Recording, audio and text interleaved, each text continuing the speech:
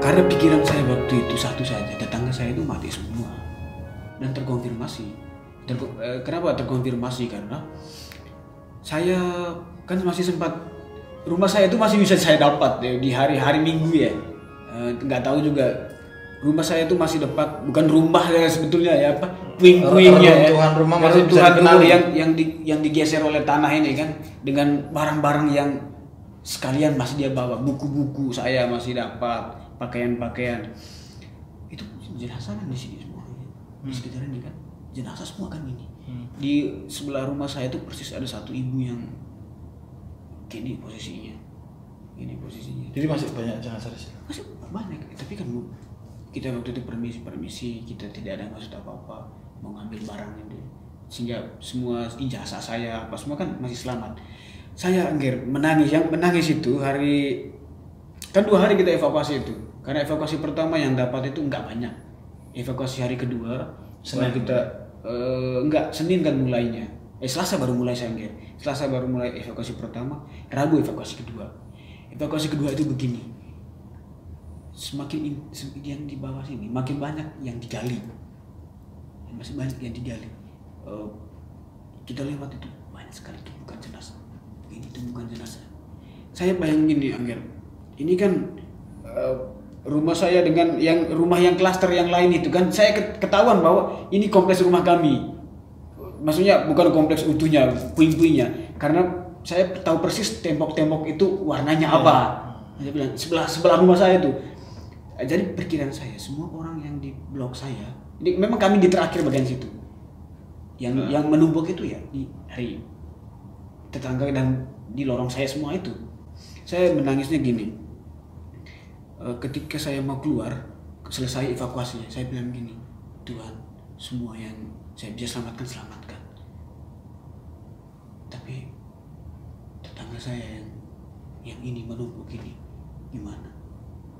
Spontan itu menangis saya. Sementara saya kasih tahu saya kasih tahu yang tim evakuasi waktu itu, evakuasi itu masih sipil waktu itu. Saya bilang, Pak, tolong stop dulu sedikit. Kenapa Pak? Saya mau lihat. Kenapa? Dugaan saya ini tetangga saya semua yang nggak sempat lari. Itu. Dia tidak tertumpuk ya? Tertumpuk puing-puing. Enggak, mereka di bagian belakang yang lumpur, tergolong lumpur. Oke. Yang di bawah tuh pasti banyak melanggar. Maksudnya yang kelihatan yang gampang dievakuasi itu loh. Itu. Akhirnya stop mereka gali waktu itu. Saya bilang, saya mau lihat. Saya lihat air mata saya itu keluar dan menangis yang sesungguhnya gitu loh, menangis yang kayak Terpukul. sampai ke sana sampai saya meninggalkan itu.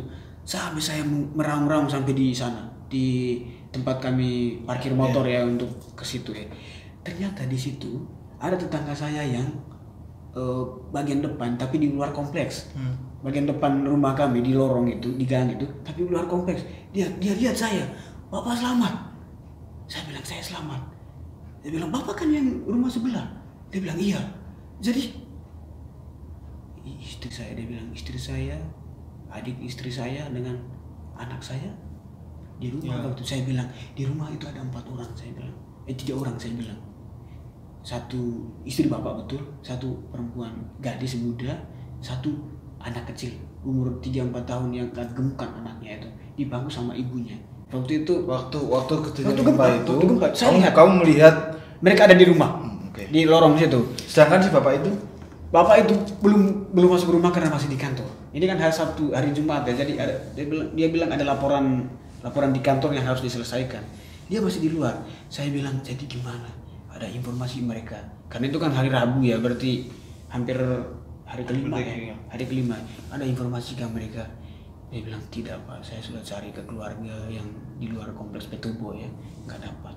Tapi yang kamu lihat ditumpukan tadi nggak ada juga keluarga? Sudah nggak terlalu bisa diperhatikan karena kan campur lumpur dengan apa kan, dengan air kan. Bahkan ada yang, saya minta maaf, bahkan ada yang begitu ditarik lepas ininya kan, kaki atau tangannya kan gitu. Jadi dia cuma bilang begini, itu tetangga saya itu, saya sampai hari ini cari di keluarga yang biasa kami kunjungi di posko-posko pengungsian juga nggak ada. Tapi saya cuma bilang, bapak itu hanya ingin memastikan ke kamu bahwa ada orang di rumah. Kamu saya pastikan bahwa saya lihat di rumah, saya lihat mereka di rumah 3 orang persisnya. Ya saya lihat persis 3 orang karena saya tahu persis itu karena tembok ke halaman bapak punya itu sudah roboh sehingga saya jadi lihat, kelihatan semua di dalam itu gitu. Saya menangis itu, dia peluk, bapak itu peluk saya bilang, dia bilang gini, sudah Pak, mau bagaimana, sudah. Saya menangis enggak, artinya kita tidak kenal orang-orang ini, tapi ya saya pikir kok saya jadi gini ya, selamat ya gitulah itu.